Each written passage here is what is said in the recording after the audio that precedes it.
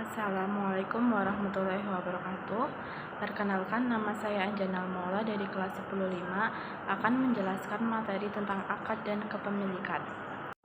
Akad berarti ikatan atau persetujuan, sedangkan apabila secara istilah, akad mengandung pengertian yaitu mekanisme tertentu yang dilaksanakan untuk sahnya sebuah perbuatan. Contohnya, akad jual beli, akad sewa menyewa, akad pernikahan, dan lain sebagainya. Jadi, secara istilah yang dimaksud akad dalam hal ini adalah ijab dan qabul dalam bentuk sihot lafaz ijab dan qabul. Dalil dilaksanakannya akad firman Allah Subhanahu wa taala yang berbunyi ya ayyuhalladzina amanu auful bi'uqud, yang artinya hai orang-orang yang beriman, penuhilah akad-akad itu. Quran surat Al-Maidah ayat 1. Syarat dan rukun akad. Rukun akad terbagi menjadi 3. 1. Dua orang yang lebih yang melakukan akad dan transaksi.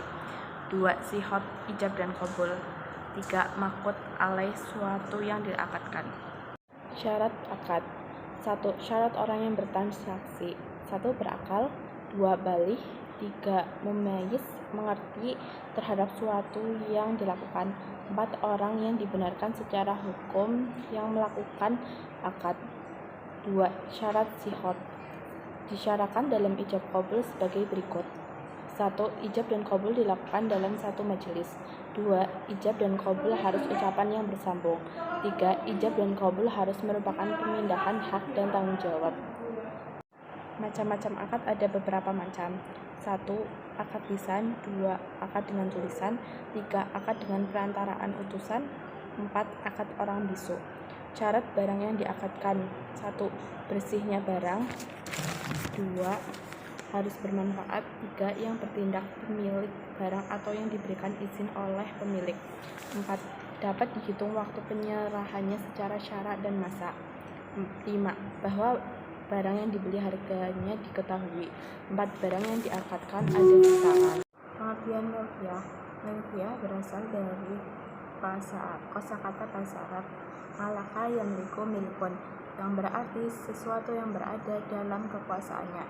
Sedangkan apabila ditinjau dari segi istilah milkiyah, kepemilikan yaitu suatu harta atau barang secara hukum dapat dimiliki oleh seseorang untuk dimanfaatkan dan dibenarkan untuk dipindahkan penguasaannya kepada orang lain. Misalnya, hewan yang dimiliki seseorang dapat dimanfaatkan untuk memenuhi kebutuhannya dan dapat dibenarkan secara hukum dijual kepada orang lain. Firman Allah yaitu au ma malakat aymanuhum, yang artinya atau budak yang miliki. Al-Mu'minun ayat 60. Sebab-sebab kepemilikan ada 5, yaitu 1. Ihrajul mubahat, harta atau barang itu umum. 2. Al-uqud, harta atau barang yang dimiliki dengan melaksanakan akad. 3. Al-halafiyah, harta atau barang yang dimiliki dengan melaksanakan akad. 4. Atawaladu minal mabluk, artinya harta atau barang yang dimiliki dan diperoleh karena hasil pembiakan dari harta yang dimiliki sebelumnya. 5.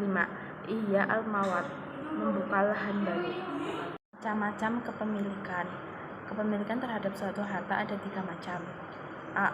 Kepemilikan penuh, yaitu pengusaha dan pemanfaatan terhadap benda atau harta yang dimiliki secara bebas dan dibenarkan secara hukum. B. Kepemilikan materi, yaitu kepemilikan seseorang terhadap benda atau barang terbatas kepada penguasaan materinya saja, tidak dibenarkan secara hukum untuk memanfaatkannya.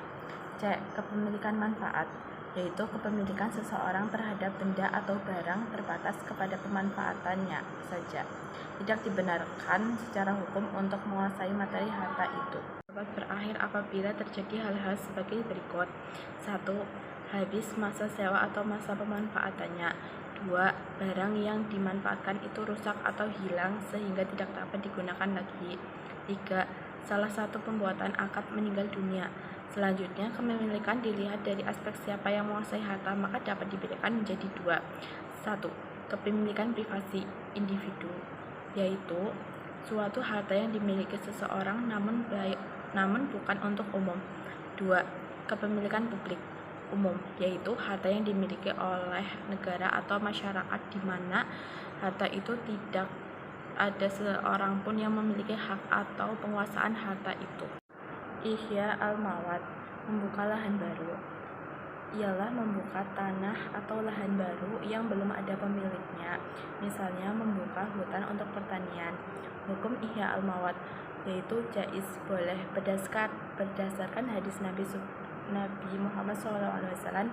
An Jabirin qala Nabi SAW, man ahya ardon mihitatan fahiyalahu, yang artinya dari Jabir Nabi Muhammad SAW bersabda, barang siapa membuka tanah baru, maka itu menjadi miliknya.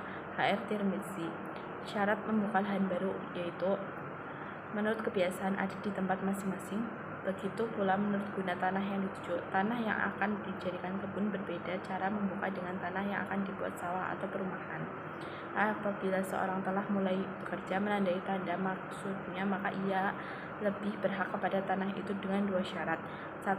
Tanah yang ia tandai itu hanya sekedar cukup untuk keperluannya, kalau lebih orang lain boleh mengambil lebihnya.